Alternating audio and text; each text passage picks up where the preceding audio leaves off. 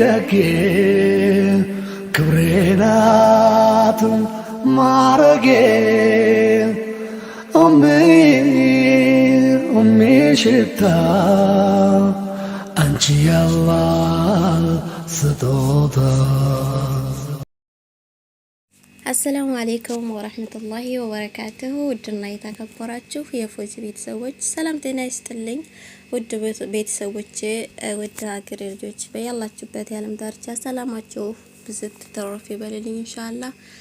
ያው ታሪካችን እንደቀጠለ ነው። ከቁጥር 13 እጀምራለሁ ማለት ነው። አህባቢ ለምታበረታቱኝ በሙሉ ከልብ ነው ማመሰግነው። ጀዛኩሙላሁ ኸይራን። በውድድሮች ላይ እንድሳተፍ አበረታችሁ። ልጆች መፎካከር ይወዳሉ። የዚህን ተፈጥሯዊ ሁኔታ አጋጣሚውን በመጠቀም ልጅሽ ቁርአንን ለማወቅና ለማሐፈዝ ይበልጥ እንድነሳ ገፋፊው። በውድድሮች አጋጣሚ ያየሽውን ልጆች እንደ ምሳሌ በማንሳት የእገሌ ልጅ እያልሽ እልህ ውስጥ እንዲገባና በላጭ ሆኖ እንዲገኝ አድርጊው። ሽልማቶችና ስጦታዎች ልጅ በርትቶ ቁርአንን እንዲያጠና ያነሳሱታል። ልጅሽ መጀመሪያ አካባቢ ሽልማትን አላማው አድርጎ ቢነሳም እንኳ ኋላ ላይ ከጣዕሙ የተነሳ በቁርአን ተጽዕኖ ስር መውደቁ አይቀርም። ሽልማቶቹ ቁርአንን ተከታትሎ እንዲይዝና እንዳያቋርጥ ምክንያት ይሆኑታል። ተወዳዳሪዎች እንዳሉት ካወቀ ደግሞ ስንፍናና ድብርት በተጫነው ጊዜ የማንቂያ ደወል ይሆንለታል። 14ኛ ቁርአንን በሚቀራበት ወቅት ድምጹን ቅረጭው። ልጅ ትንሽ ነገር ያስደስተዋል። የራሱን ድምጽ መልሶ በሚሰማበት ወቅትም ልዩ ስሜት ይሰማዋል። ቀረጻውን መልሶ ሲያዳምጥ በድምጹ ሆነ በአቀራሩ ላይ ያስተዋለውን ችግር ለማሻሻልና ነጥሮ ለመውጣት ያነሳሳል። 15ኛ በትምህርት ቤት ሆነ በሌላ ቦታ በሚዘጋጁ ፕሮግራሞች ላይ እንዲሳተፍ ገፋፊው። ልጅሽ በትምህርት ቤት ደረጃ በሚዘጋጁ ፕሮግራሞች ላይ መሳተፉ ኋላ ላይ ለሚያጋጥመው ውድድር መለማመጃና መተዋወቂያ ይሆንለታል። ከአቻ ተማሪዎችና ከአስተማሪዎቹ አድናቆት የተቸረው እንደሆነ ደግሞ ለበለጠ ስራ የሞራል ስንቅ ይሆነዋል። በልጅ ላይ በተለይ የተለየ ተሰጥኦ የታየ እንደሆነ ይህን ችሎታውን ለአደባባይ ለማብቃት ለወላጅና አስተማሪዎች አብረው መስራት ይጠበቅባቸዋል። 16ኛ የቁርአን ታሪኮችን እንዲነግርሽ ጋብዥው።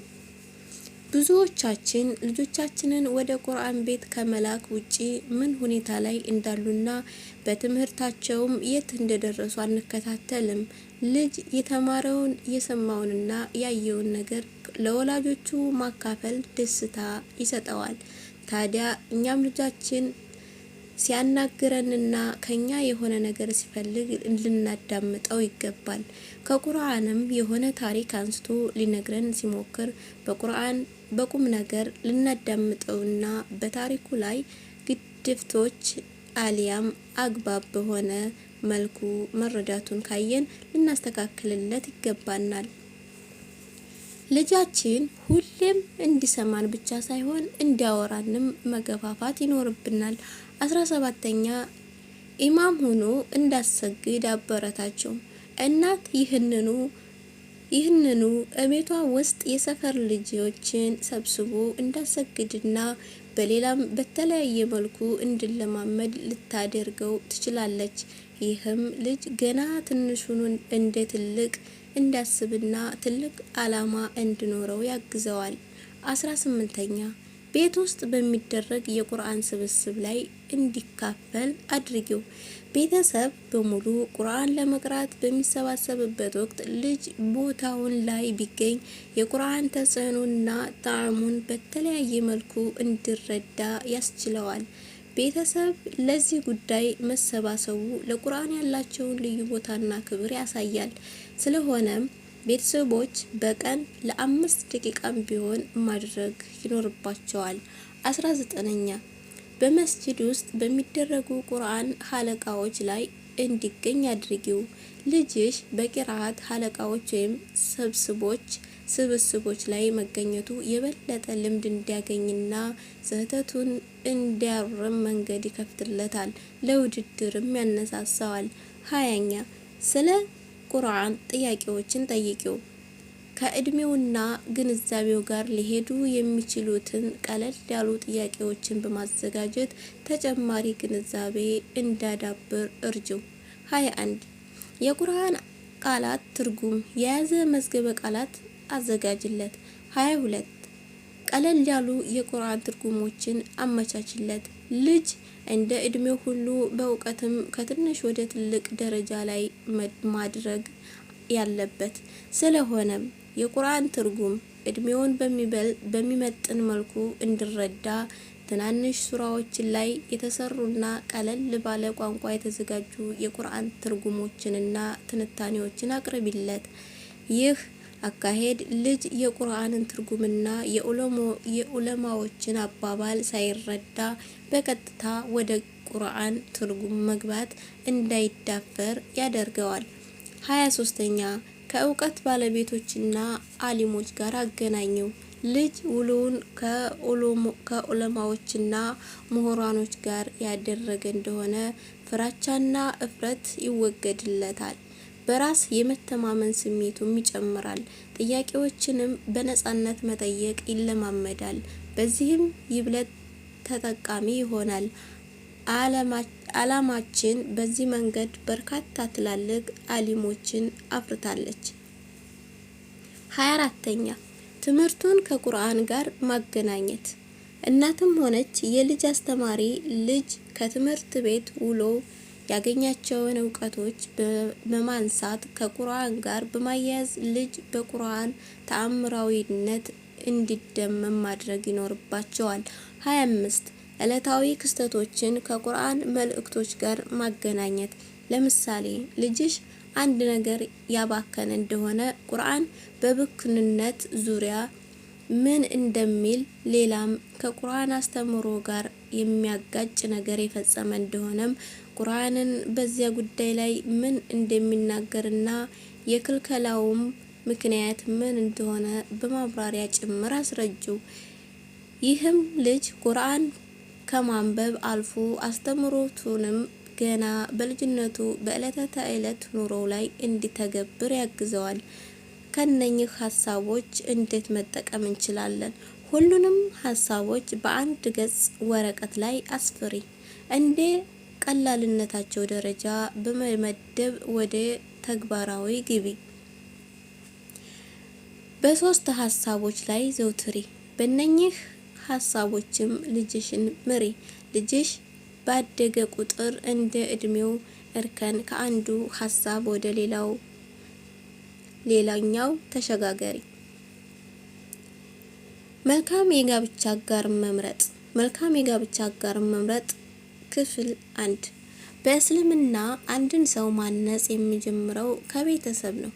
የሀገር መሰረቱ ቤተሰብ ነውና ጋብቻ ለተፈጥሯዊ ጥሪ ምላሽ መስጫ መንገድ ከመሆኑም ላይ የሰውን ልጅ የህይወት ፍላጎት ማስኬጃ፣ ልጆችን ከወላጆች ማገናኛ፣ ማህበረሰቡን ከአደገኛ በሽታዎች መጠበቂያ፣ ከስነ ምግባር ውድቀት መታደጊያ መድረክ ነውና እስልምና ትልቅ እውቅና ሰጥቶታል። አንድ ሙስሊም እስላማዊ ቤተሰብ መመስረት፣ መልካም ዝርያ መተካት፣ አማኝ አላህን ፈሪ ትውልድ ማፍራት ከየት እንደሚጀምር በትክክል ካወቀ ወደፊት የሚጠብቁት የህይወት ኃላፊነቶችም ከወዲሁ ይቀሉለታል። ኢስላም የልጆች አስተዳደግ አስመልክቶ ያስቀመጣቸውን መርሆች በዝርዝር ከማየታችን በፊት ስለ ትዳር በከፊሉ እንመልከት። ስለ ትዳር ወይም ጋብቻ በአጭሩ 3 ነገሮች ማለት ይቻላል። አንደኛ፣ ጋብቻ የሰው ልጅ ተፈጥሮ ነው። ሁለተኛ፣ ጋብቻ ማህበራዊ ፋይዳው የላቀ ነው። ሶስተኛ፣ ጋብቻ ማጽዳት እና መጥራት ነው። ዝርዝሩን በከፊል እንመልከት። አንደኛ፣ ጋብቻ የሰው ልጅ ተፈጥሮ ነው። አላሁ ሱብሓነሁ ወተዓላ የሰው ልጆችን የፈጠረው ለአምልኮ ነው። ይህ ሲባል ግን ሰዎች በአምልኮ ስራዎች ብቻ ተጠምደው ዓላማዊ ህይወታቸውን እንዲዘነጉ አይደለም። እስልምና የሰው ልጆች ለሁለቱም ዓለም ህይወታቸው ዋጋ እንዲሰጡ አስተምሯል፣ አሳስቧልም። የሰው ልጅ በዚች ዓለም ላይ የተገኘው ምድርን እንደ ዓለማትና እንዲበዛለትም ጭምር ነው። ስለሆነም የእስልምና ሃይማኖት አስተምሮ ለምንኩስናና ባህታዊነት ቦታ የለውም።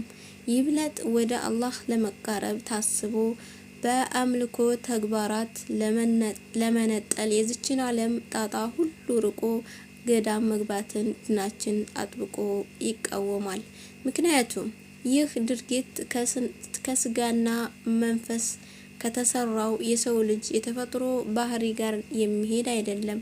ከስሜቱ ከዝንባሌውና ከውስጣዊ ስሪቱ ጋር በእጅጉ ይጋጫል። በዚህ በኩል እስልምና ከሌሎች ሃይማኖች በተሻለ መልኩ አሳማኝ የሆነ ሚዛናዊ እይታ አለው። ኢማም በሐይቂ ሳዕዲ ኢብን አቢ ወቃስን በመጥቀስ እንደዘገቡት የአላህ መልእክተኛ ሰለላሁ ዐለይሂ ወሰለም እንዲህ ብለዋል።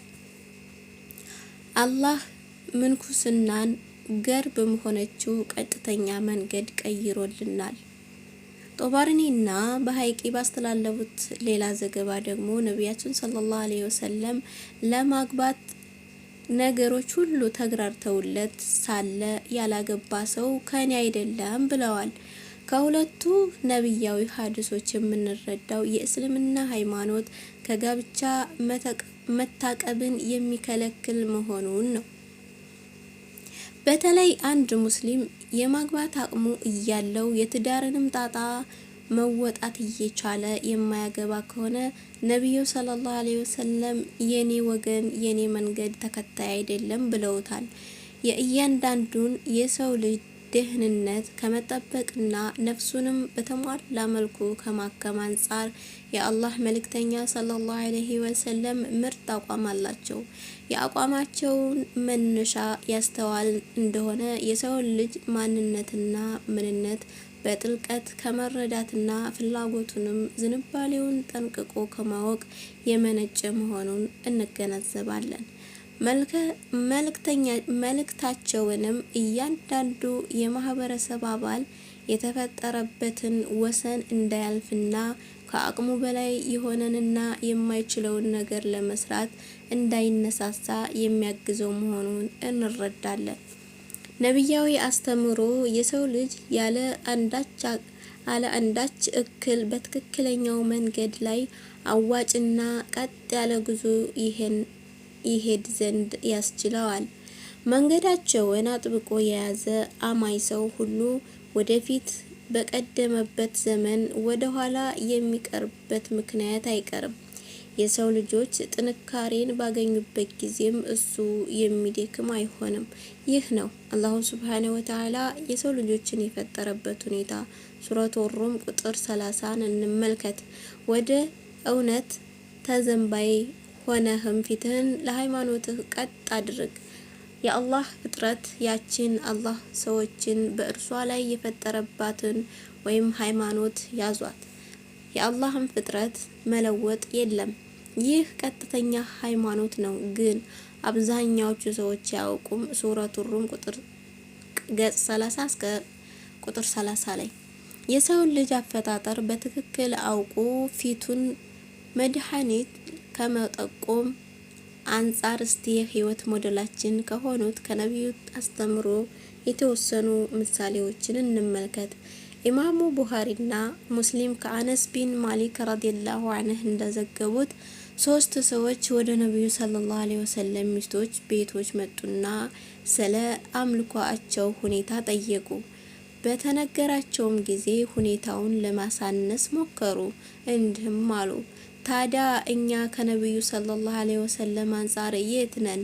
በእርግጥ እርሳቸው የቀድሞውም ሆነ የቀረው ኃጢአታቸው ሁሉ ተምሮላቸዋል ካሉ በኋላ አንደኛቸውም እኔ እድሜን በሙሉ ሌሊቱን እሰግዳለሁ አለ። ሁለተኛው ሰው እድሜ ልኬን እጾማለሁ ፈጽሞ አላፈጥርም አለ። ሶስተኛው ደግሞ እኔ ከሴቶች ርቄያለሁ ፈጽሞ አላገባም አለ። በዚህ ሁኔታ ላይ ላሉ የአላህ መልእክተኛ ሰለላሁ ዐለይሂ ወሰለም መጡ። እናንተ ናችሁ ወይ እንዲያ ያላችሁት በማለት ጠየቋቸው። በማስከተልም ወላሂ እኔ ከናንተ ይብለጥ አላህን ፈሪና ጠንቃቃ ነኝ። ነገር ግን እጾማለሁ፣ አፈጥራለሁ፣ እሰግዳለሁ፣ እተኛለሁ፣ ሴቶችንም አገባለሁ። ከእኔ መንገድ ያፈነገጠ ከኔ አይደለም አሏቸው። ከሀዲሶቹ መረዳት የምንችለው ነገር ጋብቻ በኢስላም ውስጥ የሰው ልጅ የተፈጠረለት ክቡር ማረፊያ መሆኑን ነው። አንድ ሙስሊም ለዚህ ተፈጥሯዊ ጥያቄ ምላሽ የሰጠ እንደሆነ መንከባከብና ማነጽ ከሚገባው ቤተሰብ አንጻር ትልቅ የአደራ ኃላፊነት ላይ ይወድቃል። ሁለተኛ፣ ጋብቻ ማህበራዊ ፋይዳው ከፍተኛ ነው። ጋብቻ ሁለገብ የሆነ ጥቅምና ማህበራዊ ፋይዳ አለው። ዋነኞቹን እንመልከት። የሰው ልጅ መጠበቅ። ጋብቻ የሰው ልጅ በአጭር ጊዜ ውስጥ ከምድር ላይ እንዳይጠፋ አላሁ ሱብሓነሁ ወተዓላ በምድር ላይ ያኖረው መጠበቂያ ፕሮጀክት ነው። በጋብቻ የሰው ልጅ ዝርያ ወደፊት ይቀጥላል፣ የትውልድ ሰንሰለቱም ይበዛል፣ ይቀጣጠላል።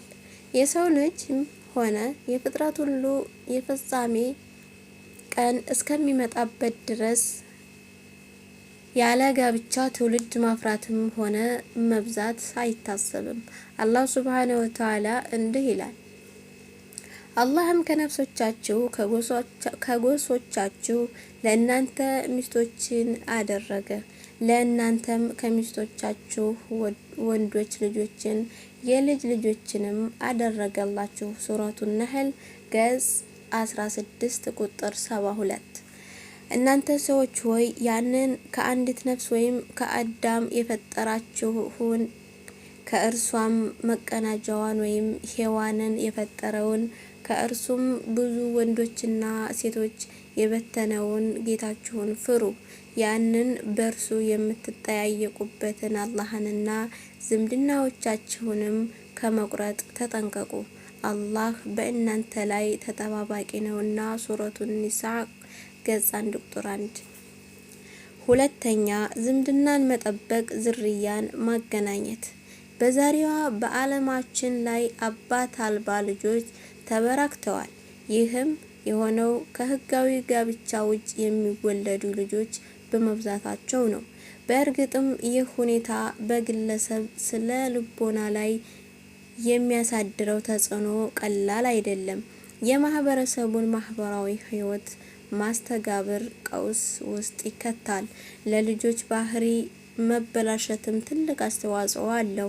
የሰው ልጅ አላሁ ሱብሓነሁ ወተዓላ ባስቀመጠው የጋብቻ መንገድ ቢጓዝ የሚወለዱ ልጆች በአባታቸው ይኩራራሉ።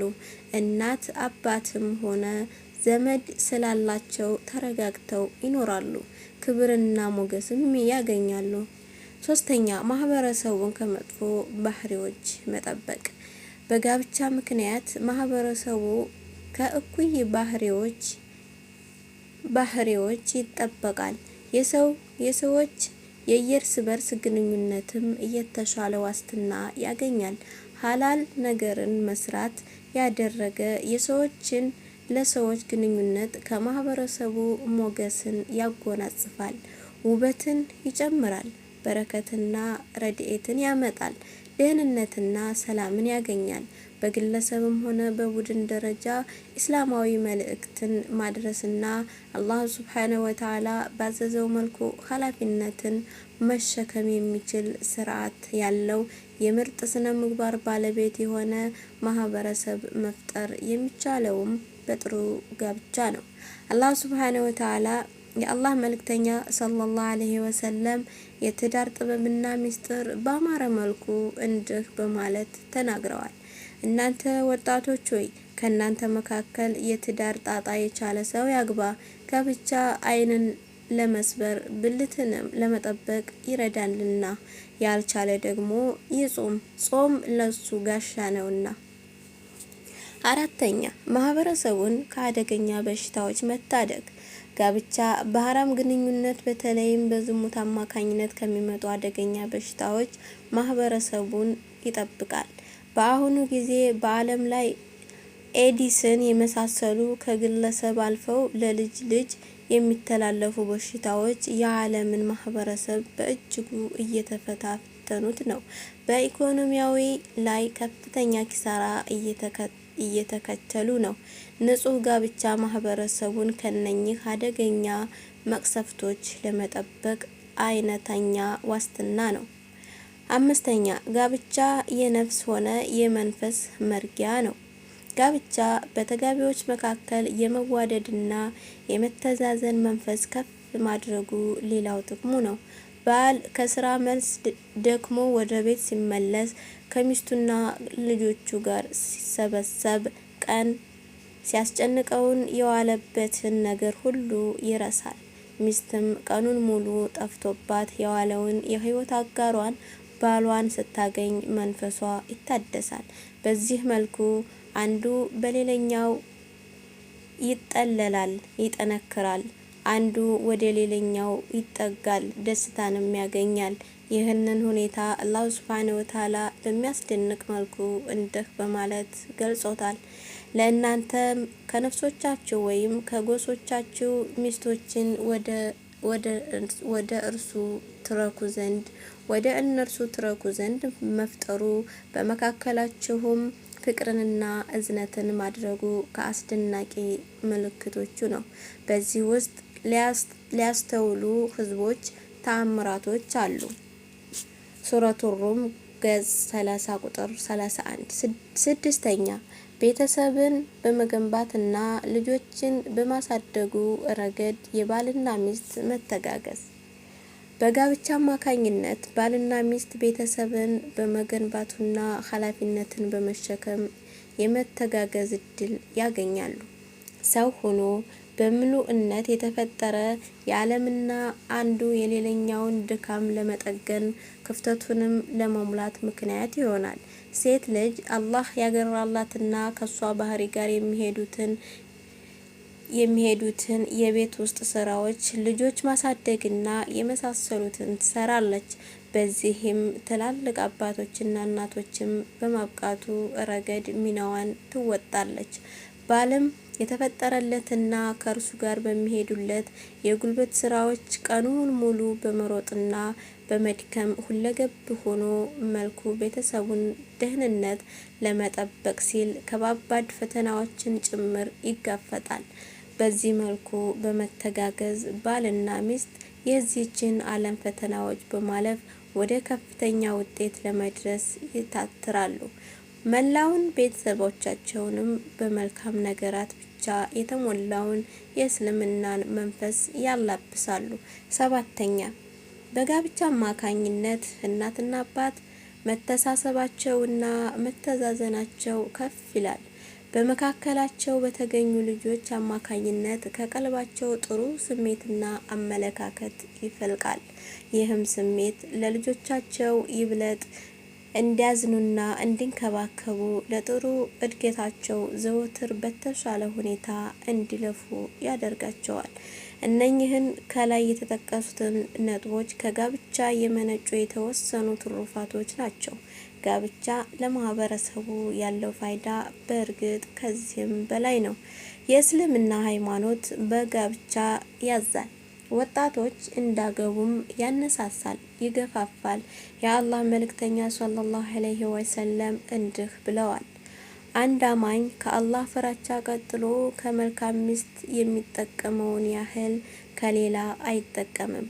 ሲያዛት ትታዘዘዋለች፣ ወደ እርሷ ሲመለከት ደስ ትለዋለች። እንደማታሳፍረው አውቆ በእርሷ ቢምል አታሳፍረውም። መሐላውን ታጸናለች። ከእርሷ ቢርቅ ነፍሷን ገንዘቡን ትጠብቃለች።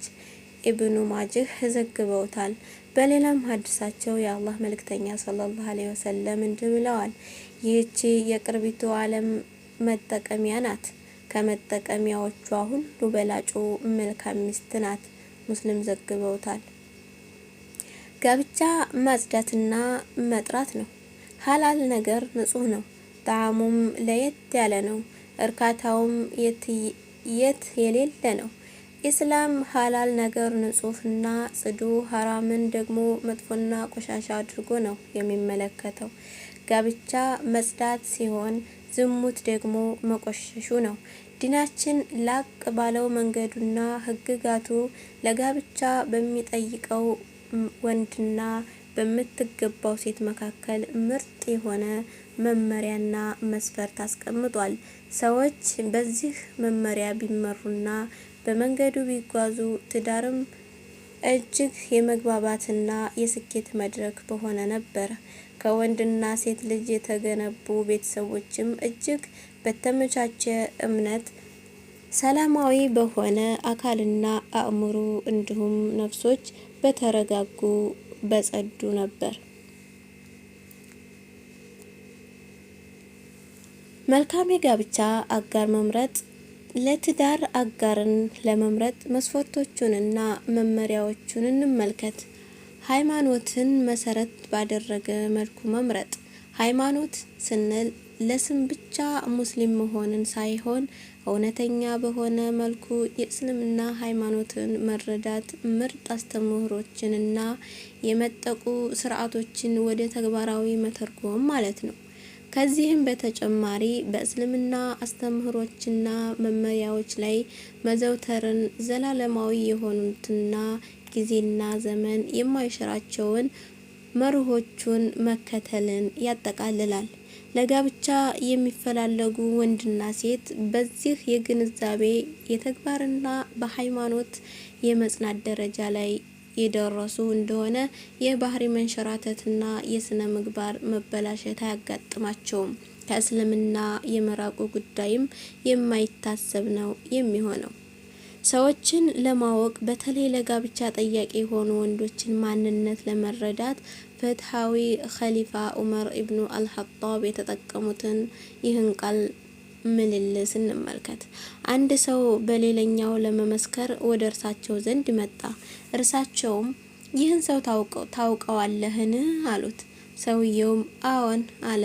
ዑመርም ጎረቤቱ ሆነህ መግቢያና መውጫውን ታውቃለህን? አሉት። አይ አይደለም አላቸው። የሰው ልጅ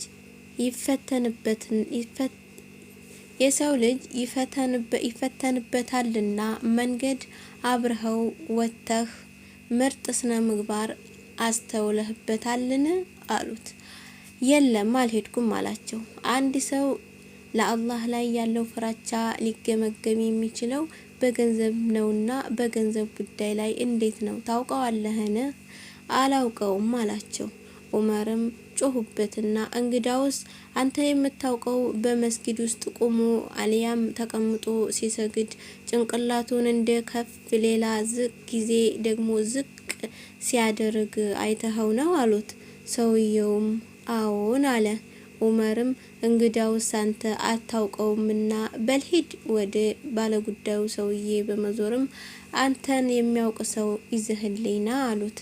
ዑመር በእርግጥም የሰውየው ውጫዊ ገጽታ በማየት ብቻ ታላቁን ኃላፊነት ጋብቻን ሊያጸድቁለት አልፈለጉም። የአንድ ሰው እውነተኛ ማንነት የሚለካው ሃይማኖቱና በባህሪው ነውና ያን የሚያስረዳቸው ሰው ነበር የፈለጉት። ይህም አጋጣሚ አላህ መልእክተኛ ሰለላሁ ዐለይሂ ወሰለም አላህ ወደ እናንተ ቅርጽም ሆነ ሀብት ንብረት አይመለከትም፣ ነገር ግን ወደ ቀልቦቻችሁና ስራዎቻችሁ ነው የሚመለከተው የሚለውን ሀዲሳቸውን ትርጉም የያዘ ነው።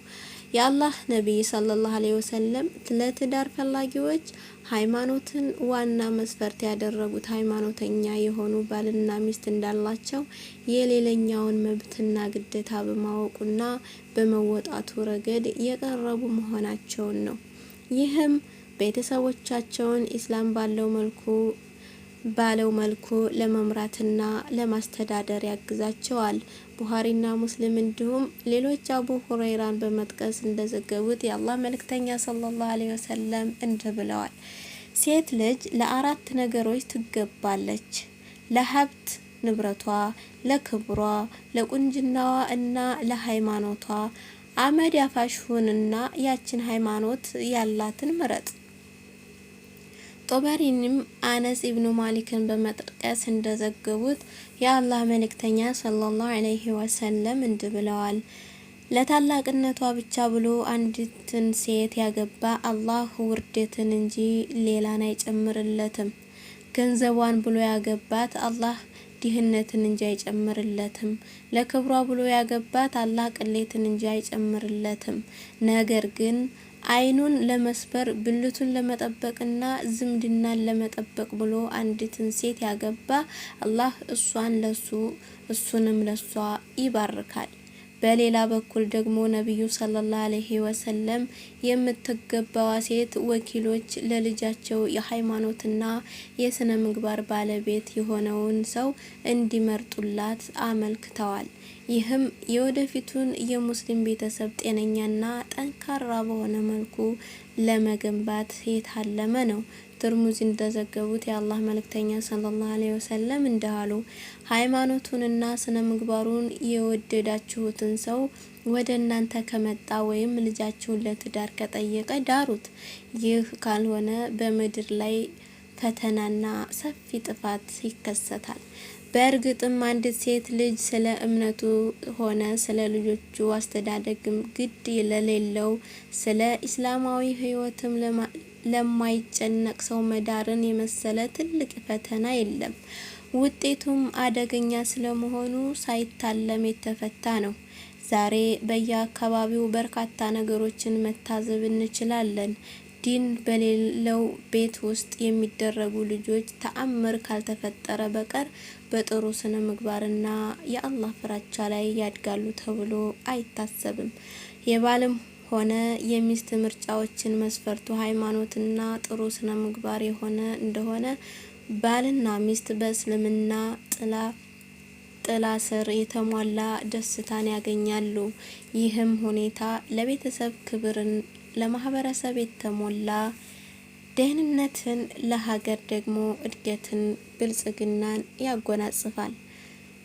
እሺ የኔ ውዶች ዛሬ ደግሞ እዚህ ድረስ ይበቃኛል ማለት ነው። ጀዛኩሙላሁ ኸይረን።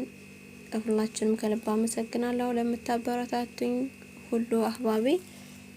ለነገ ደግሞ ኢንሻአላህ በሌላ ቪዲዮ እስከምንገናኝ መልካም ቀን። ዛሬ ጁማ ነው፣ ሰላት እያወረድን መልካም ቀን ከነ ምሽቱ ከነ አዳሩ ተመኘሁላችሁ። ሰላም አለይኩም ወራህመቱላሂ ወበረካቱ። ደጌ ክብሬ ናት ማረጌ ሽታ አንቺ ያላህ ስጦታ